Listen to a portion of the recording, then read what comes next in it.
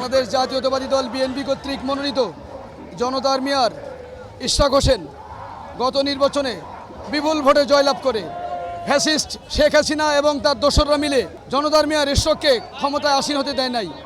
ওই সময় দলের সিনিয়র নেতৃবৃন্দের পরামর্শক্রমে জনতার মেয়র হাইকোর্টে রিট করেন। সেই রিটের ফলাফল আমরা 5 তারিখের পরে ছাত্র জনতার গণ অভ্যুত্থানের বিজয়ের পরে 5 তারিখের পরে এই রায় বাংলাদেশ জাতীয়তাবাদী দলের পক্ষে আসে।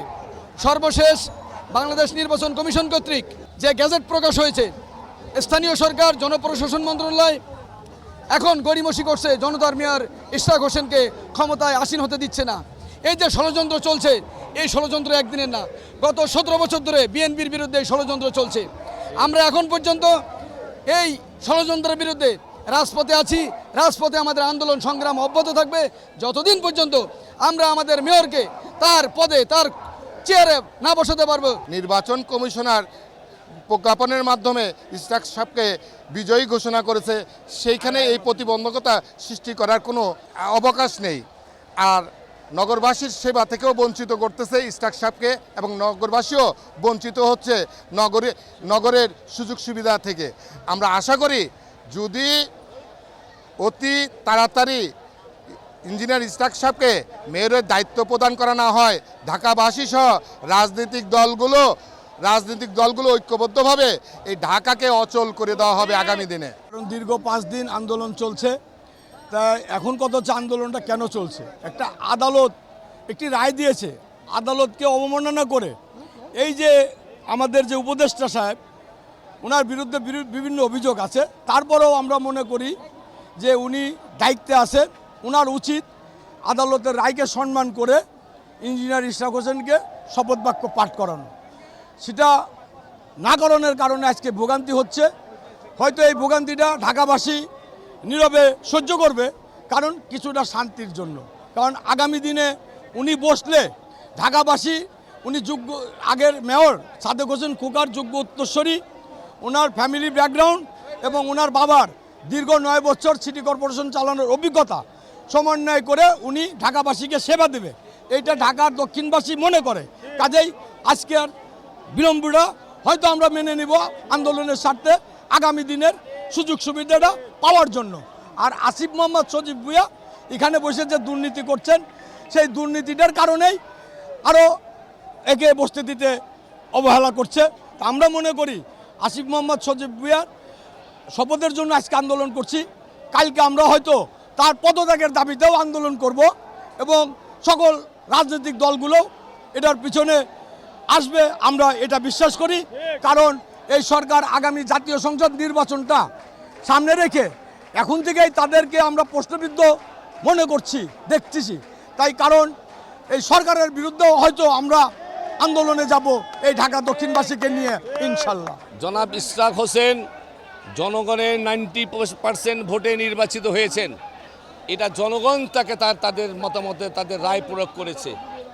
অত্যন্ত পরিতাপের বিষয়, সেই সময়ে স্বৈরাচার শেখ হাসিনা রাতের অন্ধকারে সেই রায় পাল্টিয়ে তার যে আত্মীয় তাপস নামের একজনকে এই ঢাকা দক্ষিণ সিটি কর্পোরেশনে বসিয়েছিলেন, যাহা ছিল সম্পূর্ণ অনৈতিক, অবৈধ। জনগণ তার ভাষার প্রয়োগের রাস্তা কিন্তু ভুলেনি, জনগণ তার মতামতের ভাষা কিন্তু বুঝেনি।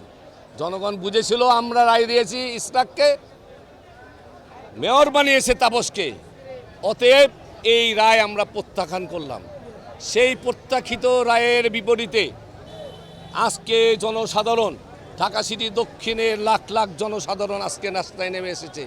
কারণ এই সরকারের সময় স্বৈরাচার সরকার এখান থেকে দেশ থেকে পলায়নের পরেই যখন ছাত্র জনতা একটি তত্ত্বাবধায়ক সরকার দিয়েছেন, এই সরকারকে অবাধ সুষ্ঠু নিরপেক্ষ নির্বাচনের মাধ্যমে দেশ পরিচালনা করার দায়িত্ব দিয়েছেন, যে এই সরকার একটি সুষ্ঠু নির্বাচন দিয়ে চলে যাবে। কিন্তু সেই রায় আজকে দেখুন বাংলাদেশের সর্বোচ্চ আদালত হাইকোর্ট কর্তৃক স্বীকৃত হয়েছে। হাইকোর্ট রায় দিয়েছে ইঞ্জিনিয়ার ইশরাক বৈধ মেয়র। শুধু তাই নয়, সেই রায়ের পরিপ্রেক্ষিতে আরেকটি গেজেট আজকে পাস হয়েছে, সেই গেজেটে উল্লেখ করেছে ইঞ্জিনিয়ার ইশরাক একজন নির্বাচিত মেয়র। কিন্তু অত্যন্ত দুঃখের পরিতাপের বিষয় সরকারের রায়ে সরকারই নিজে মানছেন না। সরকারের রায় জনগণ কিভাবে মানবে? সরকারের ভিতর থেকে সরকার, কোন সরকার তাদেরকে চাপ প্রয়োগ করছে আমাদের জানা নাই। যৌক্তিক দাবি কোর্ট রায় দিছে, আপনার নিজে মিডিয়া আপনারা বুঝেন ভালো, কোর্ট রায় দিয়েছে, নির্বাচন কমিশনার আপনার প্রজ্ঞাপন জারি করছে, এরপর তো কিছু থাকার কথা না। তা আমরা তত্ত্বাবধায়কের প্রধান যে ডক্টর ইউনূস সাহেব আছেন, ওনাকে অনুরোধ করবে উনি যে অনতিবিলম্বে মেয়রের ইশাকরে মেয়র পদে অধিষ্ঠ করার জন্য, বহাল রাখার জন্য। আর যদি কালকে কালকে দিন পর না হয়, আমার নগরবাসী ঢাকা সহ অচল করে দেওয়া হবে। আমার দাবি একটাই, ইশাকরে মেয়র দেখতে চাই আমরা। যদি আমাদের দাবি মেনে না নয় বর্তমান সরকার, তাহলে তীব্র আন্দোলনে যাব। এমন কি হইতে পারে এই সরকারের পদত্যাগের দাবিটা আমরা আন্দোলনে নামবো ইনশাল্লাহ রাজপথে। কারণ এই সরকারের ভিতরেই একটা পরিকল্পনা ক্ষমতা থাকার, এই সরকারের মধ্যে একটা ক্ষমতা থাকার একটা লোভ জন্মিয়েছে, যার জন্য এই বর্তমান সরকার নিরপেক্ষতা হারিয়েছেন।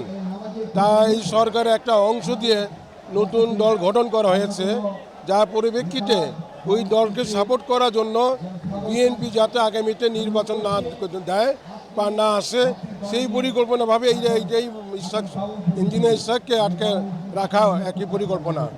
এইটা এই বর্তমান সরকার পূর্বের প্রতি যে ফ্যাসিস্ট সরকার ছিল, আওয়ামী লীগ সরকার, তারই একটা রূপ চরিত্র ফুটে আসতেছে এই কিছুদিনের মধ্যেই। আগামীতে এই বর্তমান সরকারের আন্ডারে কোনো নিরপেক্ষ নির্বাচন হবে কিনা আমার সন্দেহান হচ্ছে। কারণ এই সরকারের পক্ষপাতিত্ব হচ্ছে, এই সরকারের একটা অংশ আর একটি নতুন দল করা হচ্ছে। এই সরকারের এই পরিকল্পিত বাংলাদেশ জনগণ মেনে নিবে না, আমরা মেনে নিব না ইনশাল্লাহ। প্রত্যেক কার্যক্রম সব কিছু বন্ধ করে দিছি। আপনি ধরেন গিয়ে আমাদের এরশাদ হোসেন কোর্টের রায় পাইছে, নির্বাচন কমিশনের রায় পাইছে, এই সরকার তত্ত্বাবধায়ক সরকার মানতেছে না।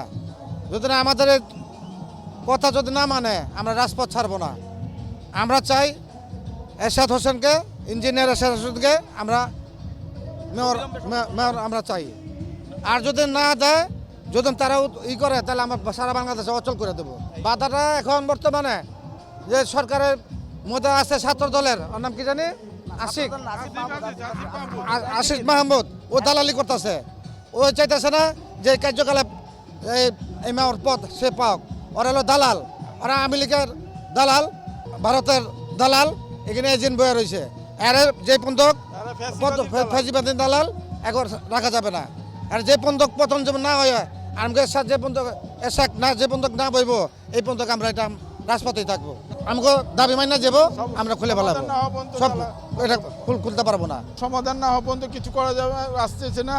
আর আমাদের এই হেড অফিস বন্ধ, হেড অফিস বন্ধ মানে আমাদের সব অফিস বন্ধ, সব অঞ্চল শাখা পাখা সব বন্ধ, যার কারণে আমাদের সেবা বঞ্চিত হচ্ছি এবং আমরা অনেক কাজেই কাজ করতে পারতেছি না।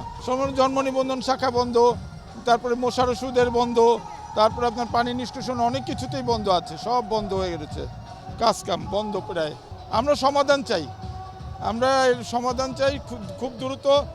ইশাক মেয়র হোক, আমরা এইটাই দাবি করি। জনতার মেয়র এবং নির্বাচিত মেয়র, ফ্যাসিস্ট সরকারের সময় তাকে ক্ষমতা থেকে বিতাড়িত করে রাখছে। এখন যেহেতু কোর্টের রায় পাইছি, তাকে আমরা মেয়র হিসেবে দেখতে চাই এবং সেবাটাও অন্যান্য নাগরিক সেবাটাও সবাই পাবে, সুষ্ঠুভাবে পাবে। হ্যাঁ, ভোগান্তি হচ্ছে এটা সত্য, কিন্তু যদি নির্বাচিত মেয়র থাকতো তাহলে তো এই ভোগান্তিটা হতো না। এখন আমরাও চাচ্ছি যে নির্বাচিত মেয়রটা আসুক, আসলেই সেবা কার্যক্রম সব পুনরায় চালু হয়ে যাবে। টোটাল সবই বন্ধ, সবই বন্ধ। যেই পর্যন্ত জনাব ইশাক হোসেন সে মেয়র হিসাবে শপথ না পড়াবে, সেই পর্যন্ত বন্ধ থাকবে। দেখেন, একটা ভালো কিছু পাওয়ার জন্য মানুষের কিছু ভোগান্তি পোহাতে হয়। যেমন আমরা স্বৈরাচারের বিরুদ্ধে সংগ্রাম করছি আগস্টে 24-এ, আমরা বাংলাদেশ সব মানুষই মানে স্যাক্রিফাইস করছে। সেরকম স্যাক্রিফাইস ঢাকা দক্ষিণের জনগণ করতে প্রস্তুত। হ্যাঁ, যেহেতু নির্বাচিত মেয়র আমাদের, তাকে না দিয়ে আপনি আমলা দিয়ে চালাবেন সেটা তো হতে পারে না। সেই জন্য ঢাকাবাসী স্বতঃস্ফূর্তভাবে এটা করছে এবং আমরা কর্মচারী এটার সঙ্গে একাত্মতা ঘোষণা করছি। দেখেন, যেহেতু জনগণ নির্বাচিত মেয়র হিসাবে ইশরাককে গ্রহণ করেছেন এবং ওই প্রথম থেকেই বলতেছেন তিনি জনগণের নির্বাচিত মেয়র, এবং আমরা চাই দক্ষিণ সিটি কর্পোরেশন সুষ্ঠুভাবে সব কিছু পরিচালনা করে একজন পরিপক্ক মেয়র দরকার। এই জন্য ঢাকা দক্ষিণ সিটি কর্পোরেশনের কর্মচারী যারা আছেন এবং ঢাকা নগরবাসী যারা আছেন তারা একমত, একজন মেয়র থাকলে আমরা সুষ্ঠু সেবা ইনশাল্লাহ দিতে পারবো। গত বৃহস্পতিবার থেকে বন্ধ আছে। আপনার বিভিন্ন সেক্টর বলতে সব সেক্টরই বন্ধ আছে, সব বিভাগই বন্ধ, কোনো কার্যক্রম চলছে না। আপনার সম্পূর্ণ ভবন বন্ধ আছে। সাধারণ জনগণ প্রত্যেক দিন আপনার যে জন্ম নিবন্ধন, ট্রেড লাইসেন্স এগুলো প্রত্যেক দিন হয়, প্রত্যেক দিন আসে লোক, হ্যাঁ, এবং আপনার রাজস্ব ট্যাক্স দেওয়ার জন্য আসে, সেই সুবিধাগুলো থেকে বঞ্চিত হচ্ছে জনগণ।